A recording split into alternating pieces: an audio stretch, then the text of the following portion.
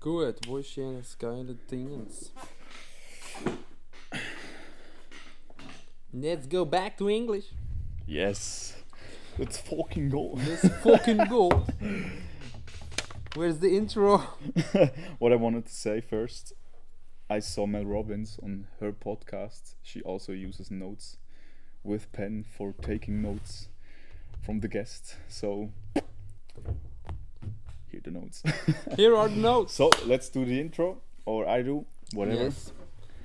So, because we're still at the beginning, I'm just gonna read it out aloud. And that it looks even better, I will pretend that I read out of a book, but it's my smartphone. Let's go. Alright. This is the podcast where we help you master the art of boundaries so you can protect your energy, build healthier relationships, and live a life truer to yourself.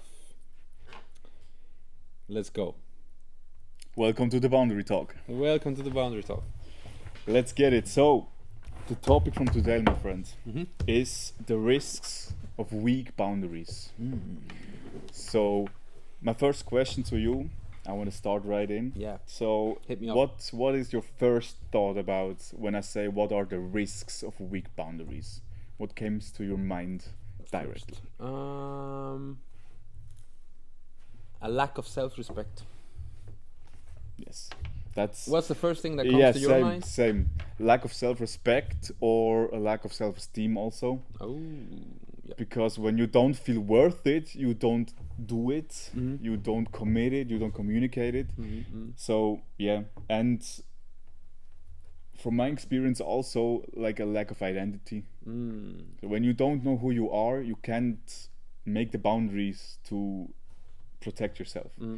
You know, so you do this, you do that, but nothing really strict, you know. So I would call that a lack of self-awareness. Yeah, that Because- put it together. Yeah, because when I'm not aware about my own boundaries, how can I even respect myself? How can I protect my energy? Exactly. How can I look for better, healthier relationships if I don't have a healthy relationship with myself first? How can I love someone else if I cannot love myself? It all begins with us, begins with the awareness. So I just say it's a lack of self-awareness. After this little exchange here. All Don't- right, man. That's a crazy point. Do not Oh put yeah. too much Yeah, because of the mic. Yeah, that's true. Exactly. So I have a few topics here for the bigger topic we talk about today. From a psychological way, I have 3 to 4 insights for this topic, like something like burnout. Idea number 1. Idea number 2 is damage of self-esteem, like I said, which comes to a sense of helplessness. And third big idea is the loss of identity and the inner critic. So, What would you like to start with? come on, we start with the inner critic. Yeah. So I would love to hear your opinion first on that one. Yes, it's a big thing in my life. It always was, because the inner critic was like my inner devil, I would say. Because it's always like, you can't do this, you're not this kind of a person, what would the other people think, and it goes on without any pause between. So the inner critic, I would say when you don't use your thoughts consciously, you're just a victim, a big victim, because when you don't be aware about that you can control your thoughts and control the things that you consume, you're a victim A victim of to your what? own thoughts, Okay. of your ego, of your inner critic. Because when you're aware of it, then you don't consume things that damages you. You don't go out with people that do bad things with you or for you, against you, and all these things, and you getting bolder through the time. In what sense or how? How can I visualize this? Because for me, my personal experience, it's a little bit different. Okay. since I really stopped critiquing, criticizing. Thank you. Since I stopped criticizing myself, I don't have this inner critic anymore. I'm really detached. I can watch something really stupid without letting it affect me, because I also got my own personal boundaries around that topic. So my boundary is, what do I take personally and what not? What am I detached of? And that's why for me this whole topic is, I have like my very own perspective and viewpoint, but I would love to hear more about yours. So, ask me a question about the boldness you said. Yeah, about the boldness, for example. I said you are getting bolder when you control your inner critic, and I mean this in a way that your inner critic pulls you back. But when you getting bolder and you getting more aware of your inner critic, then you make bolder moves. Like you don't think about what the others will say when you maybe post this Instagram reel, when you make this conversation with your spouse, for example. You're getting bolder because you know it's necessary, maybe, or it's important to yourself, without asking what the other people would say or how they would react. Okay. So I mean this in this way. Okay. Just for me, was it always like a bold move to communicate my inner boundaries, for example, or just my thoughts. It was always like a real big stone in front of me, but until or since then we start to work on this topic with the boundaries, I'm really getting bolder. Because I can imagine. Yeah, because to my relationships, for example, to you, to my family, to my girlfriend also, so it's getting bolder. My thoughts are more under control, and also less under control, because I just let it flow. When I'm getting aware of a bad thought, I'm really in the process now, because I learned so much how can I control my inner critic. But the main thing was just I look on a wall or something, or like in a cinema, a film. I'm looking at this situation. Okay, what I'm thinking. Okay, I'm thinking this. What I'm feeling. Okay, this makes me feel this and this. It's okay. I let it go and get back to my work, or something like that. This was the boldest change in my life in the last few months when it comes to the inner critic. Oh wow! Yeah. Wow, that's so interesting. That's so interesting hearing your journey on that one, because for me I'd say it's at least 5-6 years of where when I stopped giving a fuck on what others think about me and how they perceive me. It's been a few years already. And so for me now it feels like it's so distant. And so, but I can really relate to your experience of observing the thoughts, of being aware of what goes on inside, of noticing when the inner critique is doing its thing. But for me, it's really I'm really detached, because I know I am not my thoughts. I am not this body. I am, and that's my truth. I am that I am. And for me, it means you can say and think and feel whatever you want about me. When I do something that triggers you, that's your business. That's your business, guys. If I am triggering to someone like you, that's on you. That's not my problem.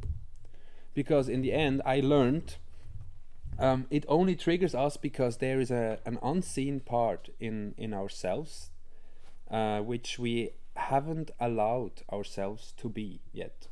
So we are not just the light and love, we are also the shadow and the dark. And every one of us has the light and the shadow aspects. And for me, being both of it, or unifying both of these parts, it means, yes, I know I have some edgy parts about myself that could trigger others, but it's really none of my business what they think, how they think, because my only business is how do I respond, how do I react, how do I take on certain situations? What do I do about them? And I'm really detached about what others think about me, because fuck that. They're not paying my bills. They're not giving me the skills to pay the bills, how Chris would say it now. That's his famous saying. We got the skills to pay the bills. I love that saying. But for me, in that same area about the inner critique or the inner criticizer, I'd say for me it's more, I can relate more on the side of frustration. I get bitter and frustrated, and that's how I notice something is not good. There's a lack of boundary or a lack of awareness about the boundary. I haven't gotten the awareness yet. So when I feel bitter or frustrated, I know, okay, now it's time to sit down and ask myself, why do I feel that way? Because it completely blocks my energy. I get inefficient, I get passive, I get, it's like that free state that we talked about in the first podcast episode. And when I'm in that state, the feeling of being uncomfortable, it gets stronger and stronger, to a point where if I don't stop myself, I just want to end this day. And now 3-4 weeks ago I would have numbed myself down with marijuana. I'll just be honest and speak my truth, but I stopped it.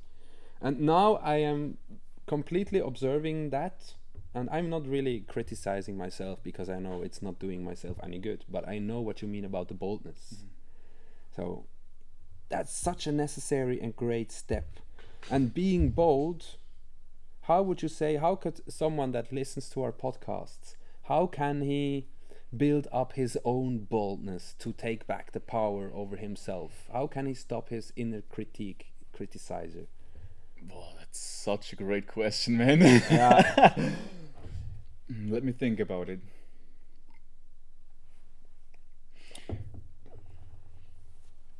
I would say, from my own experience the last few months, just identify who you want to be.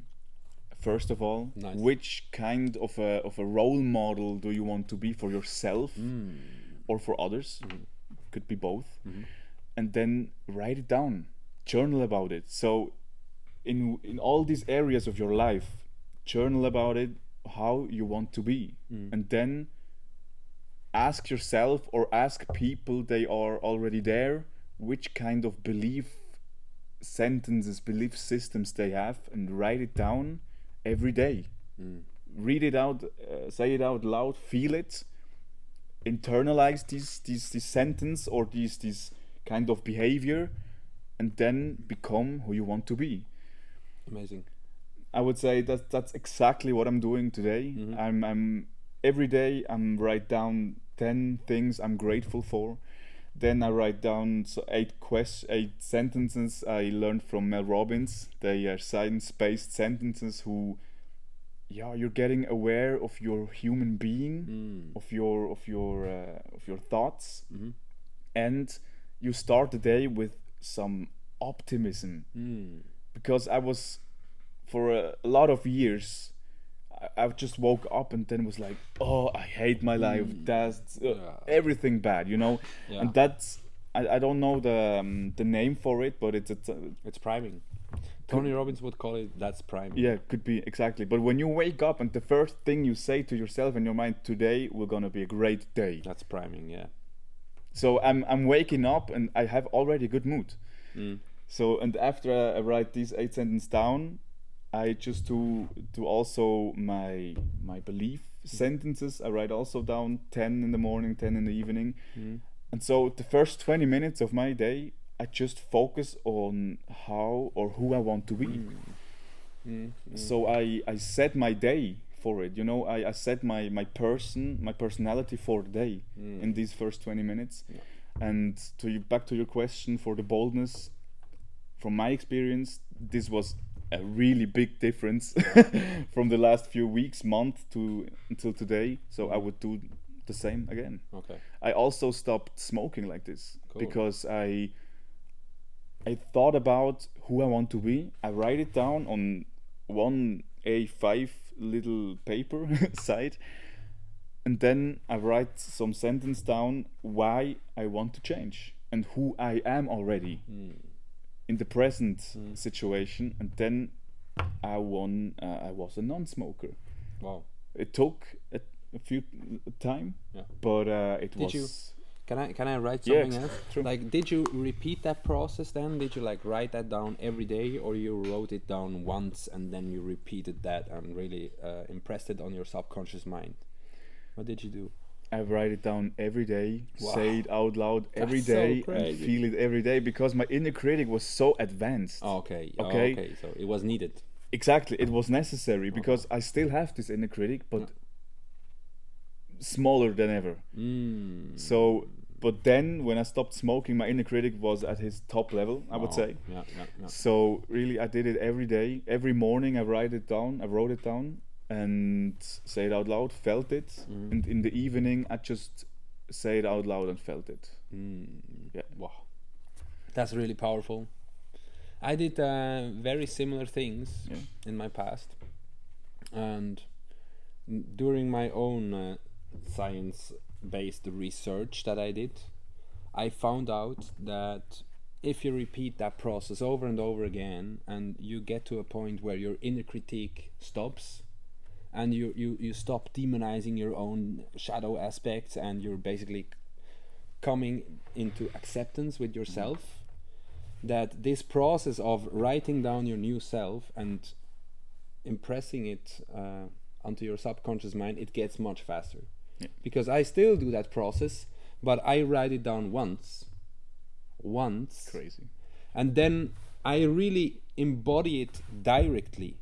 Now, if I would get back 5 to 6, 7, 8, 9, 10 years back, I'd need much longer for that. But because I built that trust with myself, as soon as I really decide this is who I want to be, this is what I want to be, and this is how I want to be, I just decide this is who I am now, and not in the future, and not it's now. So I am that now, and from that moment on, I basically am able to embody that directly. That doesn't mean that my body doesn't have the usual reactions. I stopped smoking 19 days ago, and I did it the same way. I wrote it down once, but my body still had the reactions, the chemical reactions of, oh, there's this addiction going away, and don't you want to have a smoke? And of course there was this urge. But I decided I am a non-smoker now. So I was just able to observe the urge to smoke without having to give it life. Let's call it like that. So basically I starved it of life by just observing it without being attached. So I was detached. I was in acceptance. Yeah, you are there, urge. I still love you. It's okay. You can be there. But how can we use that same urge of one addiction, let's say, and reprogram our subconscious mind with something that benefits us? And that's basically what I did. Instead of smoking a cigarette, for every urge to smoke a cigarette, I would sit down with my notebook that I have here, and I can show you just that's basically the last page. And for every cigarette I wanted to smoke, I would write down my mantra at least once. And I would write it down as often, as many times as it needs for the urge to go away, to replace the urge to smoke with the urge basically to repeat my own mantra. And man, it was only 9 days. After 9 days, there was no more urges to smoke. That's crazy. Yeah. That's crazy. Yeah. 9 days, bro. This method, it works. So if you want to stop smoking, that's how you can do it, and it's super easy. It depends. Sorry, it depends. I think, for my experiences, it depends how aware you are already in your life, in the other areas of your life, because you are really aware of most of your areas in your life. When I stopped smoking, I wasn't. So it takes, like you said, much longer until these sentences, this mantra, embody it in your subconscious. So, but it's such a powerful way. Yeah, man, really. It's a super cool way. What I want to say to the person who's listening or who's watching, the most the most important thing about Significant. it is make the decision when you wrote it and feel it, because just writing without feeling makes no difference. And that was something I did for a long time, because I thought, yeah, in my consciousness here, I thought, yeah, it's okay, it's nice to be this one, it's nice to be this one. It's only mental. Yeah, it's only mental. Your body was still under stress, under cortisol, and Yeah. and was like, oh, what can I do? But you have to feel it, and for this, it helped me to write down sentences that what you are grateful for. Because when you are when you feel this gratefulness in you, then I feel like lighter. You know what I mean? Yeah, of And course. then you can do the mantra, and then you embody it, because your heart is open and connected with your brain. And there the magic happens. Yeah. But you have to make the decision. Yeah. Without the decision, it's just like somewhere in the clouds. Yeah, it's just a mental picture. Exactly. It's not even a picture at this point. So it's like Dr. Joe Dispenza would say, you need the mind and heart coherence. Yeah. You need the mental clarity about what you really want, and you need your emotional body to actually feel it, embody it, and charge it with the energy so that you can manifest it. And only when you got the coherence, it's basically like two waves. You know, the mind has the idea that it decides on, it's like one wave.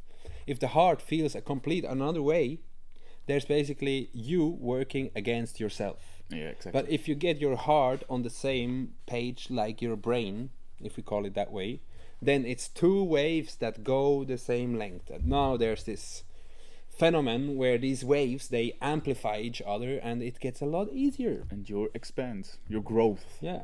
You expand again, your aura, Exactly. it also grows. And that's a human nature. Yeah. Growing is a human nature. Yeah. And that was one thing I also learned in the last few months. It's crazy. Oh wow. It's crazy. Can you expand on that? When I became aware of personal development, so that's more in life for me, Yeah. but just the work or something, I thought it was just me, and the other people hadn't this feeling of they want to growth. But you can search in human history, you can search in psychology, you can do the research. It's our, how you call it, fundamental needing. Yeah, I the think needs. it's a fundamental need of humanity that you want to grow. So everybody wants to grow, but most of the people, they make the bricks around them. The walls. Exactly. And they can't expand anymore until they're getting aware of it. Yeah. So I've learned in the last few months, everybody has this need to grow. Yeah. You have just to fire them up. And that's something you changed my view on people.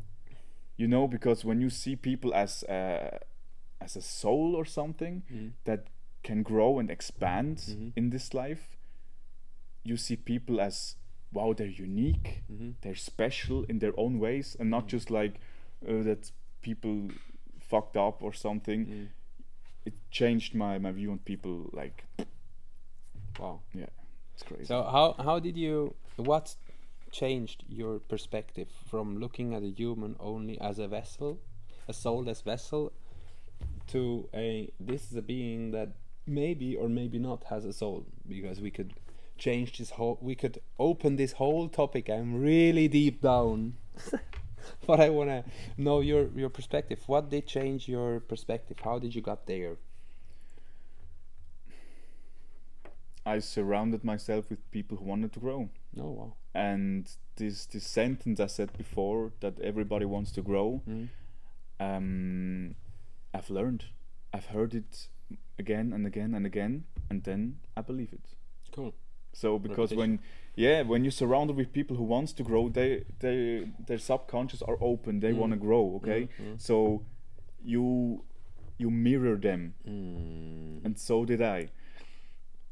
That's what happened. The mirror principle. Exactly. In the law of resonance, we could talk about our cells that also mirror each other. And I could give you great examples of how that can makes miracle, how this can Miracles. produce miracles. But in the end, it's really just imagine there is a mirror to everything.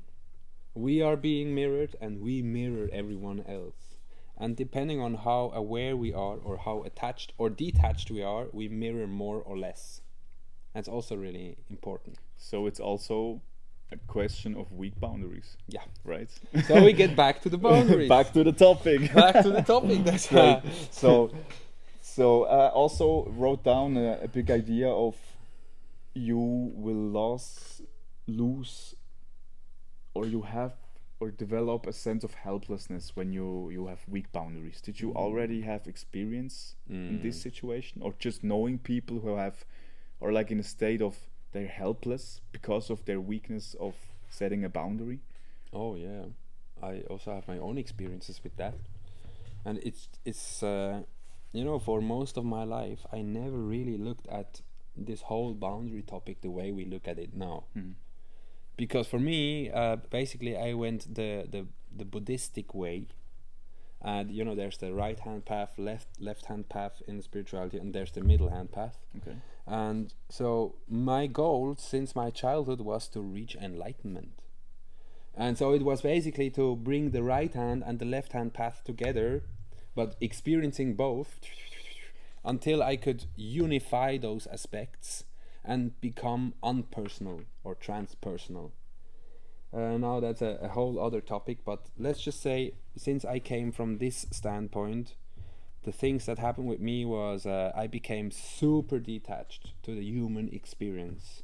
So yeah, you can ram a knife into my arm. Yeah, there is pain, but I don't say it's my pain. It is pain. I can observe the pain, I can feel the pain, but I will not react to that pain anymore.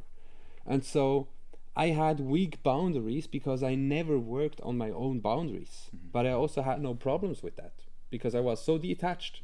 If you would overstep my boundaries, I would still sit here, be in my own inner peace and be like, I am not this body, I'm everywhere. I'm dissolved. This is just a vessel I speak out of. But so this whole boundary topping was never that important to me until I had this one key experience here in my loft about my MacBook. And that's where it all started, where we were like, okay, I really need to look at this topic now, because even though I'm super detached, I was living together with a beautiful woman, with a great partner. I still love her, she's great. But I, like I said in the first podcast or in another video clip, I am willing to share everything I got. But since I had very weak boundaries, or let's say no boundaries at first, she was using my laptop, and whenever I needed to use it or whenever I wanted to work, it wasn't where I put it. And when I found it, there was no battery inside, because she always forgets to charge her devices. And not only her devices, but also my devices. So I wanted to work.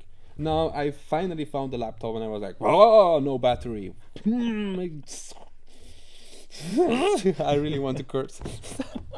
So I had to get to the plug and sit where the plug was, and that really got to my nerves. And I was like, oh my god, why does it make me so angry? I can be super detached. Okay, observe the feeling of angriness. I am not that angriness. That angriness is a part that runs and flows through my body. Okay, I released it again, but still it added up, and I felt disrespected over time. And since I'm still here having a body, I am not the body, but I have a body, and I still also want to enjoy this whole human experience, that's where the whole boundary topping for me really arose. And I was like, oh my goodness, I never dedicated myself to really become aware about what's my boundaries. So yeah, I found out I had really weak boundaries, and I felt helpless at first, because I didn't know how to communicate it in a way so that I felt respected. Instead, I was charged, like I said in the first podcast. And communicating weak boundaries in a charged way really does the complete opposite of what we actually want. Because now the other person still cannot really respect that boundary, because he or she feels offended as well. I just wanted to communicate these boundaries. Charge my fucking laptop when you use it and put it back where I placed it. What's so hard about that?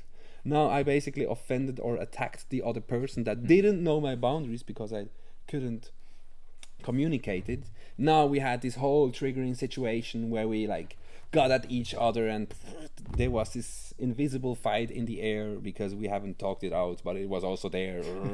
Being angry at each other, and this is where I felt helpless. I was like, oh, this is such a waste of my time and energy. Sitting in this energy, feeling disrespected, knowing I still can't be respected because it's on myself, because I have the weak boundary, because I cannot communicate it in a respectful, loving way.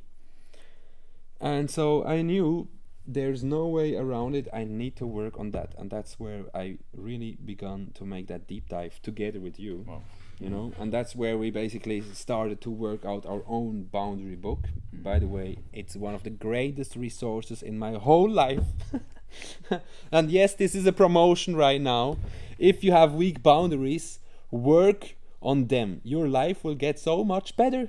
The relationships will get so much better. Exactly. And you will protect your time, yes. You will protect your energy, and you will align with your values. So when you want to work on this, when you want to improve the art of your boundaries, just click in the link down below. It's $9.99 on our website, theboundarybook.com.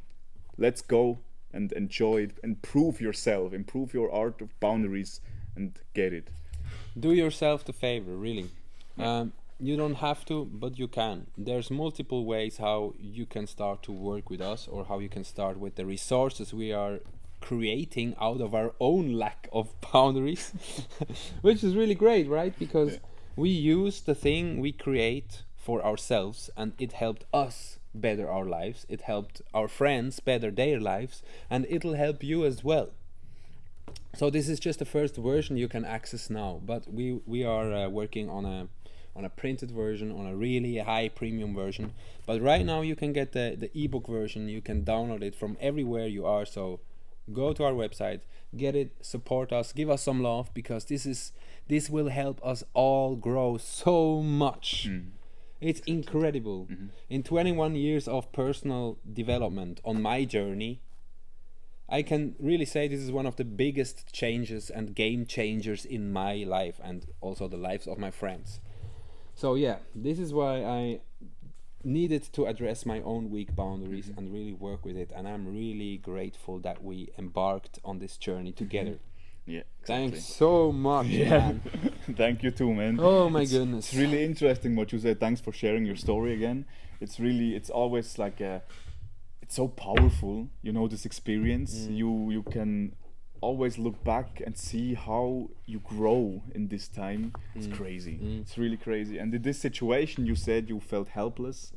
It's like you said, this maybe anger, maybe like frustration. You said, frustration, exactly. And bitterness. in this situation, from a science-based view, it's like a cortisol overload. Yeah. So Total when stress. you don't be aligned with your values or your goals in this situation, or just things like you said with your laptop, your cortisol expands and hits you like a bus, like I said last time.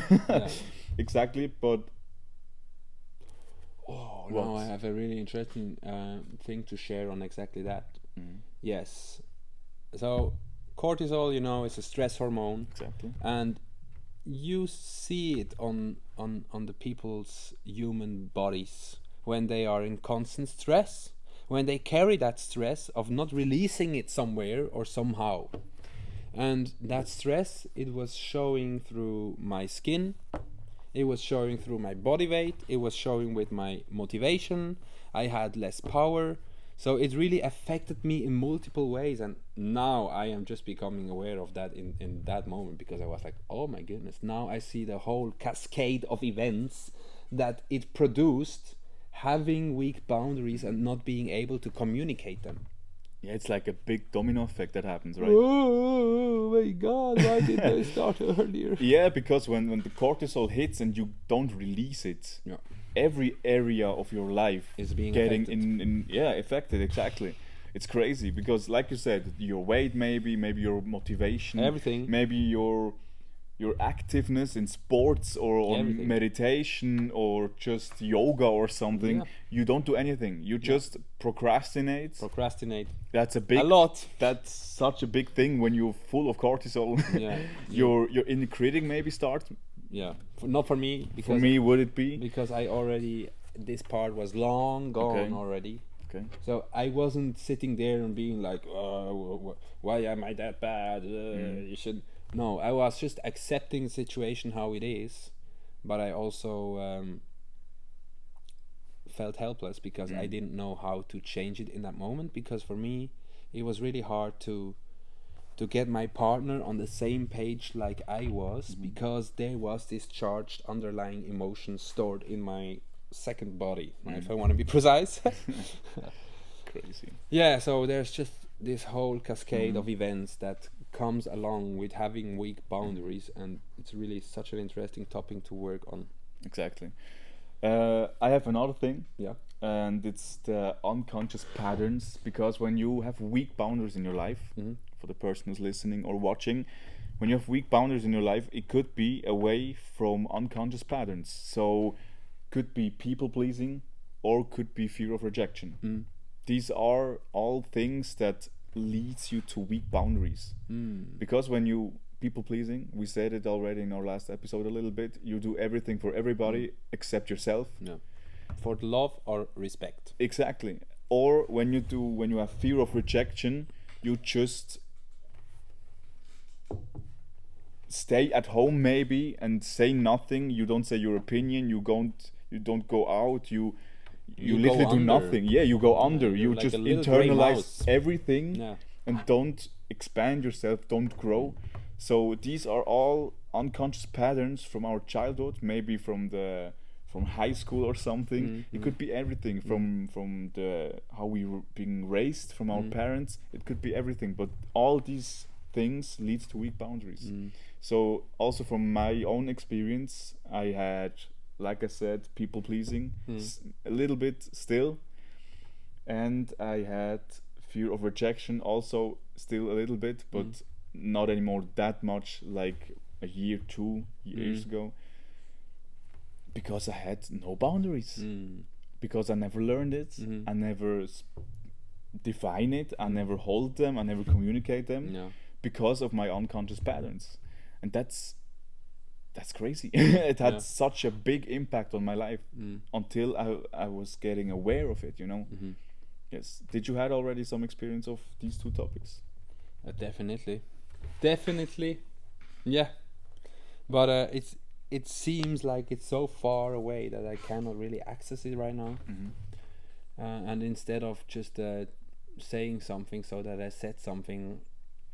Should I add something on this? Oh, well, The good however thing you want. for you is you can change the patterns. Yeah. It's like the neuroplasticity we talked about.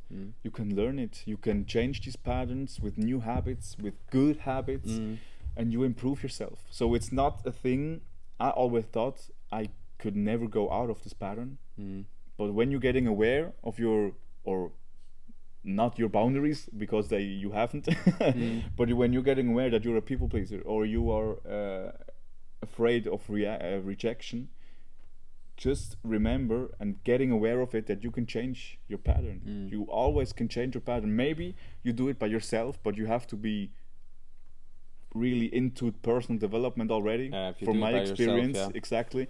But also you can get a therapist or a coach. Yeah. It doesn't matter. Or- Sorry to interrupt you. Or you could join our boundary community, which we are creating, because you are never alone. And on this journey, like we found out, we are together in this journey. Basically, you are my accountability buddy Yes. in the whole boundary topic. You will find your accountability buddy in the boundary topic in our boundary community. And sorry, I just wanted to throw that in, because no one is alone except for he Exactly. thinks he is, but you are never alone. Exactly. Yeah, there was just the end of the sentence I wanted to add. It was just, when you want to change these patterns, maybe you will need someone externally, and that's okay. Yeah. Because here in Switzerland, where we are right now, the people are just, we don't need that. They aren't aware of it, that you can get that and you're still a good person. Yeah. You know, the Yeah. judgment here in Switzerland is so big for getting a therapist or a Yeah. coach, but more people getting there in therapy today. The quote rises extremely.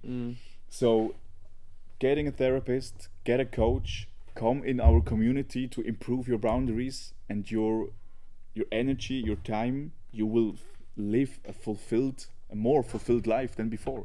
It was such a life-changing thing for myself, because I still have these things, yeah, and I know this, I'm aware of it, but I'm getting a coach. I start tomorrow, literally, with my coach, so I can work on it. I can change my patterns for that. I can create my identity like I did, and improve it, that I become who I want to be. And that's it. It sounds easy. I know it sounds already also for me, but it wasn't. It was a hard time, and maybe it will be in the future, but I will improve it because I'm aware of it now. And that's, I think, the awareness of the weak boundaries is the main point you have to improve first. So how was it really this laptop situation that you was getting aware of it, or did you had already, like, when you're looking back on your life, did you had already like situation where you had the thought of maybe I should cut here something, but you weren't aware of it, that it was a weakness of boundaries? Yeah, when I now look back, I definitely already had the awareness of having weak boundaries. But I just never found the right the right starting point to really start giving my own deep dive. You know, there's people that cannot do this on their own. I am one of those that can do it on their own, because I always did my whole life. It's just I never really had this strong urge to actually change something about it, because universe just took care of it on its own. Since I learned how to surrender to the universal flow of energy, I learned from a very young age on that people come and go. If it doesn't fit and align anymore, they'll just vanish out of life. I'm not one that is holding on to people. Oh, you have to stay in my life because I'm so desperate, I cannot live without you. I lived all of my life alone with myself. That was literally me in my past.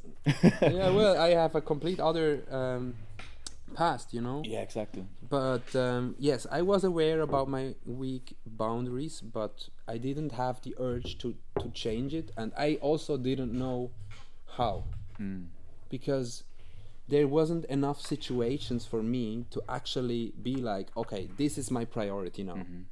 Because I had other priorities when working on myself first. And so I was prioritizing those moments. And since I knew universe is taking care of me, when something isn't aligned anymore, let's say because of a weak boundary, universe would just take care of me, or my soul, or my higher self, or whoever, whatever, however we want to call it, it doesn't really matter. It automatically resolved itself.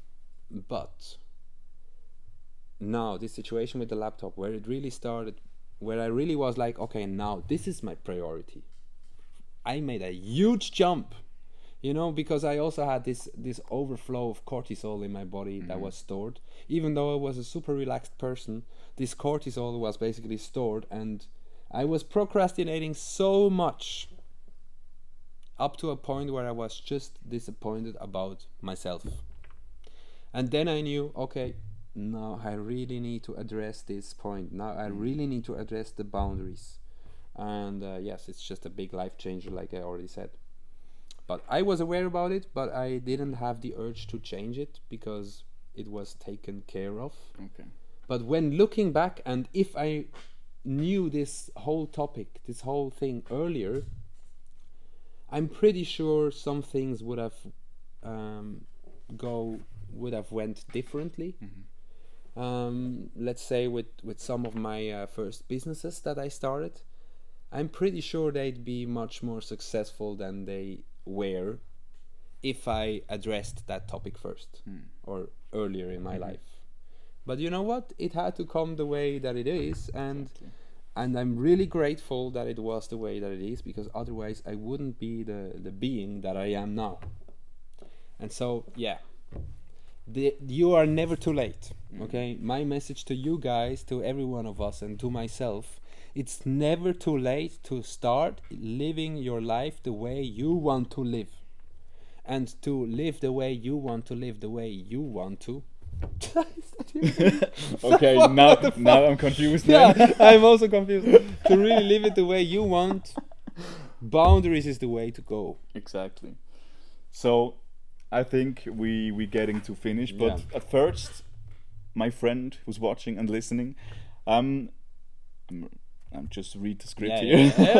We're at the beginning of our podcast. So before we wrap up, let's lock in what we've talked about today. Okay, it's really important. We talked about the risks of weak boundaries. So we had a few things we spoke about. We talked about also burnout, the inner critic, the loss of identity, how you can set your identity, how you can improve it, and how you getting control or not control of the inner critic. We talked about also the neuroscience way from the cortisol overload and what in these moments really happened.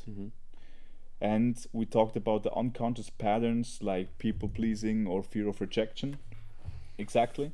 So I've got a challenge for you guys. So an action step for this week from this topic is just identify one boundary saboteur in your life. Is it people pleasing? Is it the fear of conflict or fear of rejection? It doesn't matter. Write it down and take one small step to address it. Okay, getting aware of it. That's your action step for this week. Cool. And if this podcast episode resonates with you, share it with someone who needs it, who needs to hear it. Okay, so when you know a friend or a family member or your spouse, just send it them ways so that they can improve their life. So exactly, or post it on social media, tag us, and let's spread this message together, because it's such an important topic for everybody who's not aware of weak boundaries. Exactly, and we would love to hear your insights and to cheer you on as you're going these steps, because it's worth it. It's always worth it. Thank you for spending the time with us together today. I'm so proud of you doing this work, and like I said, it's not always easy, but it's always worth it. Yeah, man. So keep marching forward, my friend, and until next time, stay intentional, stay energized, and be your best version every single day. We see and hear you the next time. Bye. Ciao. Ciao for now. Share your stories. I want to hear them.